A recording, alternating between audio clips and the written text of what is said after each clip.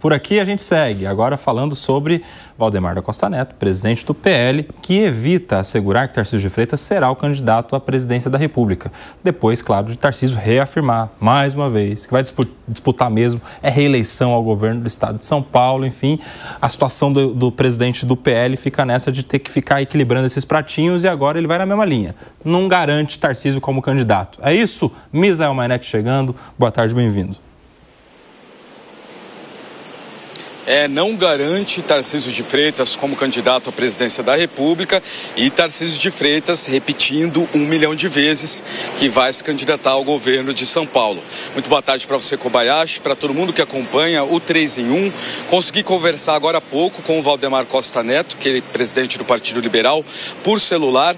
E ele me respondeu aqui com uma frase, quando Lula estava preso, você achava que ele ia ser candidato?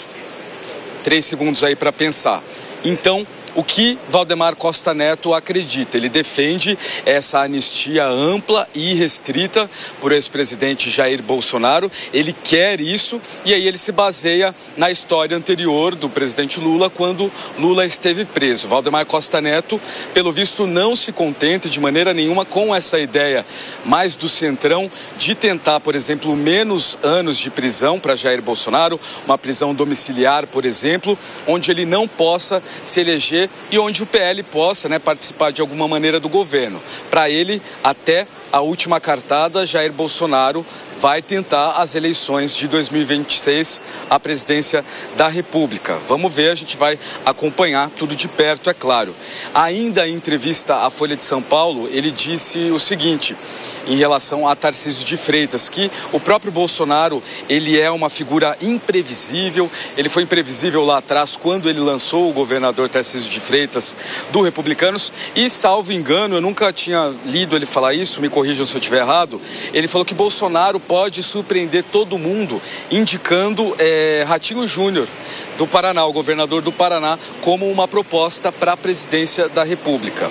Questionado sobre Eduardo Bolsonaro vai aceitar, por exemplo, Jair Bolsonaro indicando outro, não indicando ele mesmo? Ele diz que o pai dele, ele diz que Eduardo Bolsonaro aceitaria sim enfim, o que o pai mandar, tem que obedecer. E aí ele fala assim, não acredito que ele brigue com o pai, vai ajudar a matar o pai de vez? Ou seja, ele acredita então nessa submissão de Eduardo Bolsonaro.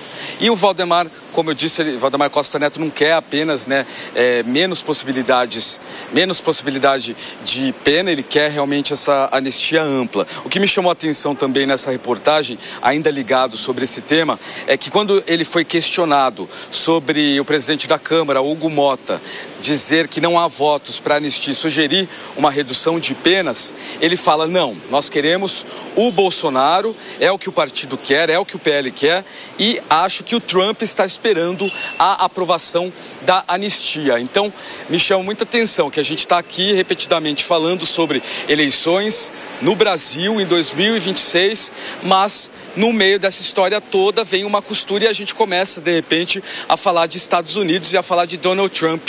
Então tá tudo junto e misturado, realmente é uma história política que até desenrolar 2026, imagino que a gente vai nesse vai e volta aqui no 3 em 1, vai ser candidato, não vai ser candidato, vai ser candidato, não vai ser candidato, até mais perto da data. Kobayashi?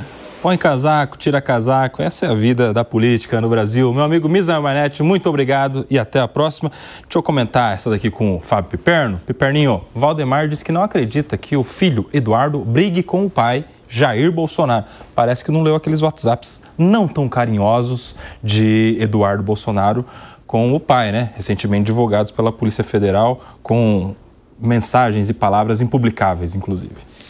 Veja, a gente está tratando de uma das mais notórias raposas da política brasileira. Ele sabe muito bem, melhor que qualquer um de nós, que as palavras elas podem ser reescritas, e os tempos verbais alterados. Aliás, quando ele faz, por exemplo, essa comparação com a prisão do presidente Lula, então tem um efeito retórico importante, então ele só se esquece de uma coisa.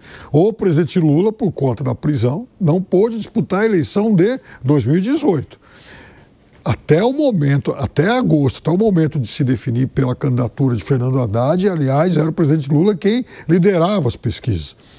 Mas não pôde disputar aquela eleição. Depois, aí o resto é história, né? Recuperou sua liberdade, se candidatou e ganhou e tal, e é evidente que o Valdemar também joga com esse mercado futuro.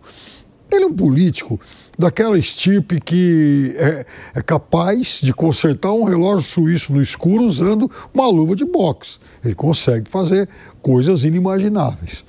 Então, veja, ele usa de um artifício para, inclusive, tirar um pouco a pressão que paira sobre o nome do governador Tarcísio. Ele não quer queimar etapas, né? Então, ele disse, inclusive para nós aqui, que ele só vai conversar com o presidente Bolsonaro, acho que no dia 29, tudo por conta, né, de decisões do STF e também da internação do presidente. Para quem não sabe, o presidente Bolsonaro, ele não pode receber 10 visitantes de uma vez. A justiça autoriza 1 por dia. O dia do Valdemar será lá na frente. E aí o Valdemar diz que só vai começar a tomar as decisões a respeito não só do candidato ao presidente, mas para os outros cargos, após essa conversa com o presidente Bolsonaro. Então, para que nesses 10 dias ele inflar aí essa expectativa, as especulações em torno do nome do governador Tarcísio? Ele faz um movimento sensato, esperto, e com isso ele tira um pouco o nome do governador Tarcísio dessa pressão toda.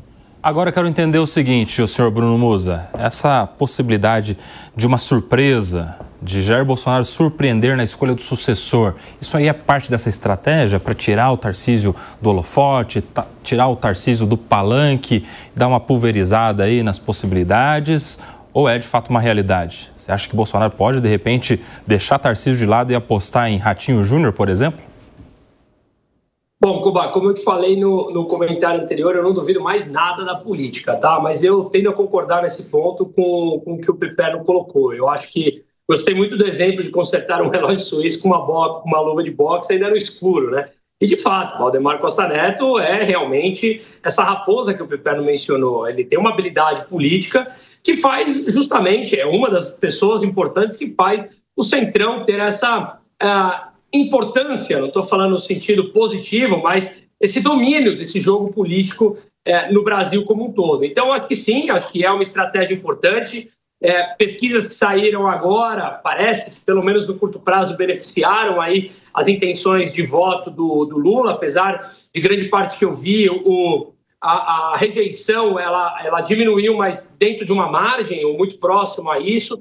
Então, acho que faz muito sentido, sim, ele blindar o Tarcísio dessa forma, e eu repito o que eu mencionei anteriormente. Eu continuo achando também que o Centrão não quer o Bolsonaro, então ele vai arquitetar esse tipo de ação para que o próprio Tarcísio possa vir a sair realmente e que ele venha criando corpo e criando força ao longo do tempo. Se não me engano, ele teria que decidir isso, o prazo máximo seria abril do ano que vem, não é isso? Então, sendo abril do ano que vem, ele tem ainda, 6 meses, 7 meses para tomar essa decisão e ir ganhando corpo. Então, me parece realmente até uma estratégia. Ora, será que é ele? Não é ele? Até mesmo pelo discurso que ele falou essa semana, que iria para a reeleição.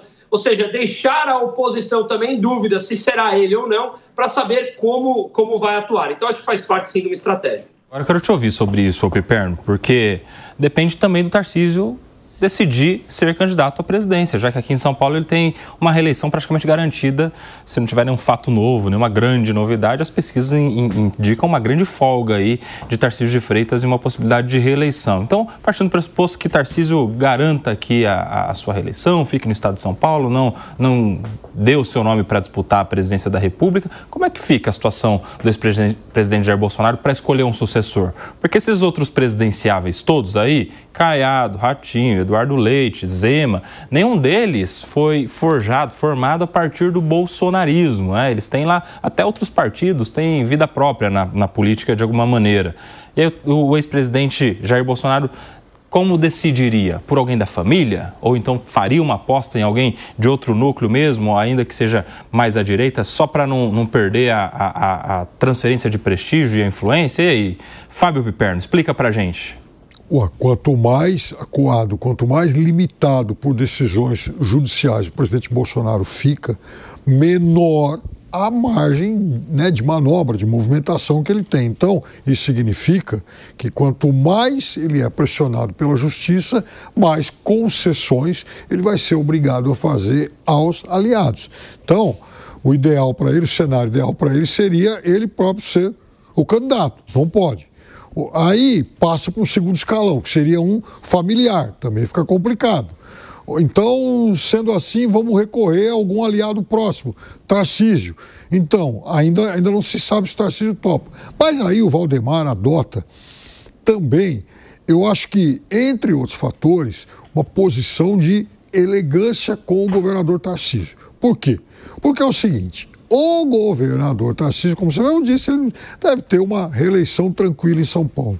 Ora, ele sabe ler números, ele tem trackings, ele tem pesquisas diárias. Então ele está olhando hoje. Bom, hoje eu estou em média 8, 10% atrás do presidente Lula em levantamentos. A gente sabe que todo candidato à reeleição aqui no Brasil, ele dá piruetas em ano eleitoral. Enfim, distribui dinheiro, faz aí qualquer coisa. Então, além de estar atrás dele, enfrentaria um adversário poderoso com essa capacidade de usar a máquina, como todo mundo faz aqui, historicamente faz. Então, o governador ele vai esperar. Se ele estiver perto, se ele estiver mais ou menos empatado, ele se arrisca. Se ele tiver 8, 10 pontos atrás, ele não vai. Olha só,